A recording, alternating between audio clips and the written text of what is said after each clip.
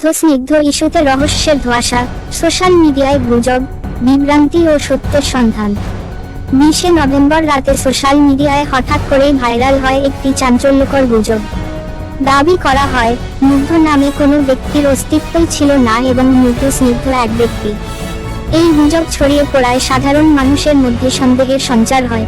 2018 সালের 18 জুলাই কোটা সংস্কার আন্দোলনের সময় ঢাকার উত্তরার আজমপুরে গুলিবিদ্ধ হয়ে নিহত হন মুগ্ধ নামের এক ছাত্র, যিনি ঢাকা বিশ্ববিদ্যালয়ের শিক্ষার্থী ছিলেন।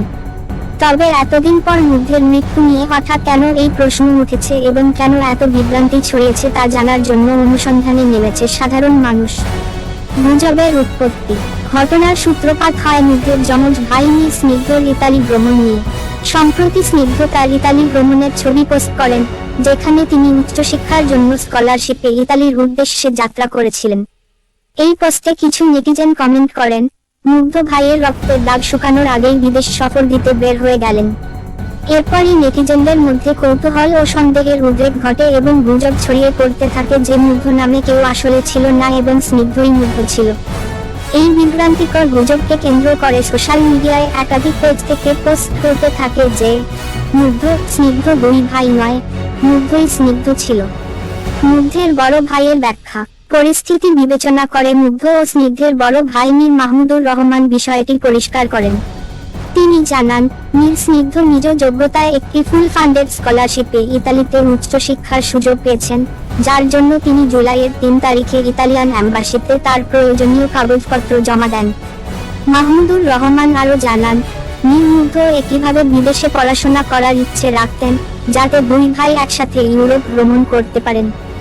মাহমুদুর রহমান ক্ষোভ প্রকাশ করেন, যেখানে মীর স্নিগ্ধ ইতালিতে যাওয়ার পর তার কষ্টার্জিত অর্জন ত্যাগ করে দেশের পরিস্থিতির জন্য ফিরে এসেছেন, সেখানে তাকে নিয়ে এমন বিভ্রান্তিকর গুজব ছড়ানো খুবই দুঃখজনক। গুজবের মাধ্যমে বিভ্রান্তির সৃষ্টি।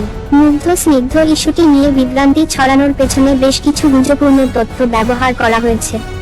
মুগ্ধ ও স্নিগ্ধের একসাথে ছবি না থাকা, মুগ্ধের জানাজার ভিডিও না পাওয়া, পরিবারের পক্ষ থেকে মামলা না করা ইত্যাদি প্রশ্ন তুলে কিছু সোশ্যাল মিডিয়া পেজ ও ব্যক্তি বিভ্রান্তি ছড়াচ্ছেন। আরও একটি মিথ্যা দাবি করা হয়, ইউনূসের কবর জিয়ারত করা হলেও মুগ্ধের কবর জিয়ারত করা হয়নি।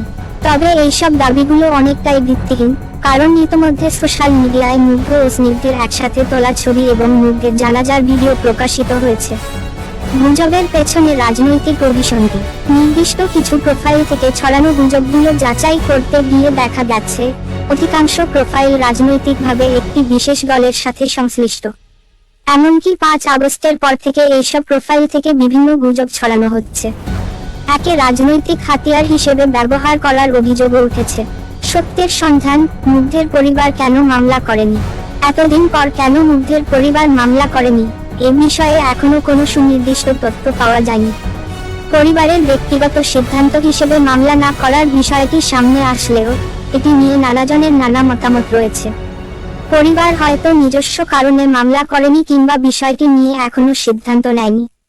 তবে এটি পরিবার বা নিহতের প্রিয়জনের একটি ব্যক্তিগত সিদ্ধান্ত।